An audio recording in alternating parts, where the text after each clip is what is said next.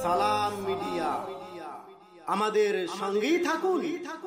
যে হাদিসটাকে কেন্দ্র করে আজকের খুতবা সেটা হচ্ছে রাসূলুল্লাহ সাল্লাল্লাহু আলাইহি সাল্লাম বলেছেন কিয়ামতের কাছাকাছি সময় পৃথিবীতে প্রচুর বৃষ্টিপাত হবে।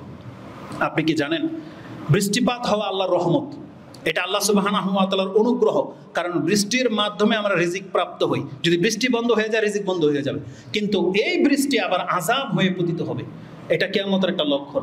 রাসূলুল্লাহ সাল্লাল্লাহু আলাইহি ওয়াসাল্লাম তিনি বলেছেন আনাবি হুরায়রা আন্না রাসূলুল্লাহ সাল্লাল্লাহু আলাইহি ওয়াসাল্লাম ক্বালা লাইসাতিস সানাতু বিআল্লা তুমতার, বৃষ্টি না হওয়ার কারণেই শুধু দুর্ভিক্ষ হয় না, বরং দুর্ভিক্ষটা বৃষ্টি না হলে যেমন হয়, এটা শুধু বৃষ্টি না হওয়ার কারণেই দুর্ভিক্ষ হবে না। দুর্ভিক্ষ মানে কি?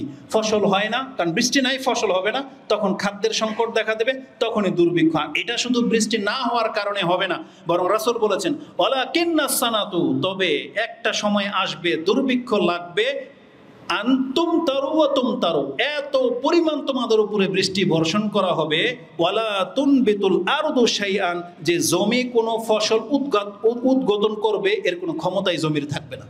তার মানে জমিন তার উর্বরতা হারাবে, জমিনে সবসময় পানি ডুবে থাকবে, জমিনে কোনো ফসল হবে না, ধান কোনো সবজি কোনো কিছুই হবে না। আর যদি এটা এক বছর যদি কোনো দেশের রাষ্ট্রের জমি যদি পানির নিচে ডুবে থাকে, তার পরের বছর দেখেন আপনার অবস্থাটা কি হয়।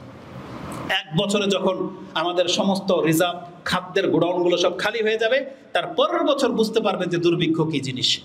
আর এটার ভাব আপনি এখন দেখতে পাচ্ছেন, আপনার যারা নেট খোলেন দেখতে পাচ্ছেন চায়নাতে কি পরিমাণ বৃষ্টি হয়েছে, ইন্ডিয়াতে হচ্ছে, পাকিস্তানের একটা অঞ্চলে হচ্ছে, ইউরোপগুলোর দেশগুলোর মধ্যে হচ্ছে। আপনি কি মনে করেন এই বাংলাদেশের প্রভাব পড়বে না? তো আমরা আল্লাহর কাছে এই অনিষ্ট থেকে আল্লাহর কাছে আশ্রয় চাচ্ছি। আল্লাহ তুমি আমাদেরকে হেফাজত করো।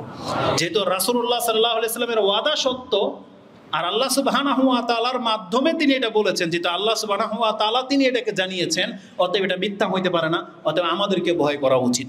কারণ রাসূলুল্লাহ সাল্লাল্লাহু আলাইহি সাল্লাম বলেছেন আনতুম তারু ওয়া তুমতারু ওয়ালা তুনবিতুল আরদু শাইআন, এমন কি এই জমির মধ্যে এত পরিমাণ পানি বৃষ্টি রিজার্ভ করে দেবে যে সেখানে জমিনে আর কোনো ফসল উদ্গত হবে না, যার ফলে দুর্ভিক্ষ দেখা দেবে। এটা ইমাম মুসলিম কোট করেছেন কিতাবুল ফিতনার অধ্যায় 7183 নম্বর এই হাদিসটি রয়েছে, এবং মুসনাদে আহমদে বর্ণনা করা হয়েছে। এটা হচ্ছে কিয়ামতের একটা লক্ষণ। রাসূল বলেছেন লা তাকুমু সাআতু হাত্তা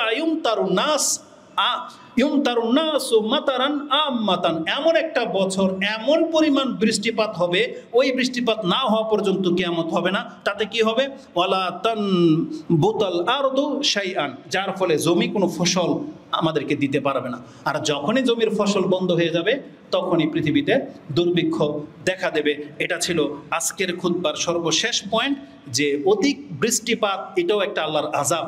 আর যেটা আমরা লক্ষ্য করতে পারতেছি যে এই বৃষ্টির কারণে কত অঞ্চল ডুবে যাচ্ছে এবং বন্যার মুখোমুখি আমাদেরকে হতে হচ্ছে। অতএব আল্লাহর কাছে আমাদেরকে আশ্রয় চাইতে হবে। রাসূলুল্লাহ সাল্লাল্লাহু আলাইহি ওয়াসাল্লামের ভবিষ্যৎবাণীগুলো যদি আপনি একটু পড়তেন বা লক্ষ্য করতেন, একটা হাদিস চোখে পড়লো, তা আমি গুগলে সার্চ দিলাম, দেখতে পেলাম মদিনা থেকে তাবুক যুদ্ধ যখন হয়েছে, রাসূল সাল্লাল্লাহু সেখানে গিয়েছেন এবং সেখানে পানি ছিল না। রাসূলুল্লাহ সাল্লাল্লাহু আলাইহি ওয়াসাল্লাম সেখানে বলেছিলেন মুআজ বিন জাবালকে, তুমি যদি বয়স বেশি পাও তাহলে দেখতে পাবে আজকে যেখানে পানি পাওয়া যাচ্ছে না এটা একদিন বাগান হয়ে যাবে। আর সুবহানাল্লাহ, আপনি দেখতে পাবেন সৌদি আরবের সবচেয়ে বড় বাগান আর্টিফিশিয়াল বানানো হয়েছে, সেটা তাবুকেই। আশ্চর্য লাগলো আমার কাছে বিষয়টা। রাসূলুল্লাহ সাল্লাল্লাহু আলাইহি ওয়াসাল্লাম আজ থেকে 1400 বছর পূর্বে বলে গেছেন, ইশারা করে গেছেন যে এই জায়গাটা এক সময় বাগানে পরিণত হবে। আর আজকে দেখেন, আপনি গুগলে সার্চ দিবেন, কত শত হেক্টর জমিকে নিয়ে ওখানে চাষাবাদ করা হয়, সবুজ, ওই জায়গাটা সবুজ, গোল গোল বৃত্তের মতো। আপনি গুগলে সার্চ করলে গুগল 3D আর্থের মাধ্যমে আপনি দেখতে পাবেন। এটা আমি দেখলাম, এটা তাবুকে রয়েছে। সুবহানাল্লাহ। তাহলে এগুলো হচ্ছে কিয়ামতের আলামত। এগুলো জানার পরেও এখনও কি রাসূলুল্লাহ সাল্লাল্লাহু আলাইহি ওয়াসাল্লাম বলেছেন বা আল্লাহ বলেছেন হাল ইয়ানজুরুন, তারপরও তারা অপেক্ষায় থাকবে তওবা করা থেকে, তারপরও তারা সালাত আদায় করা থেকে বিলম্ব করবে, পর্দা করা থেকে নিজেকে মুখ ফিরাবে এবং ডাইরেক্ট বলবে আমি আল্লাহর বিধান মানি না। এরপরেও আল্লাহ সুবহানাহু ওয়া তাআলা আমাদেরকে বোঝার তৌফিক দান করুন। আকুলু লিকাউলি হাযা আস্তাগফিরুল্লাহ লি ওয়া লাকুম ওয়া লিসাইরিল মুসলিমিন ফাস্তাগফিরু ইন্নাহু হুয়াল গফুরুর রহিম।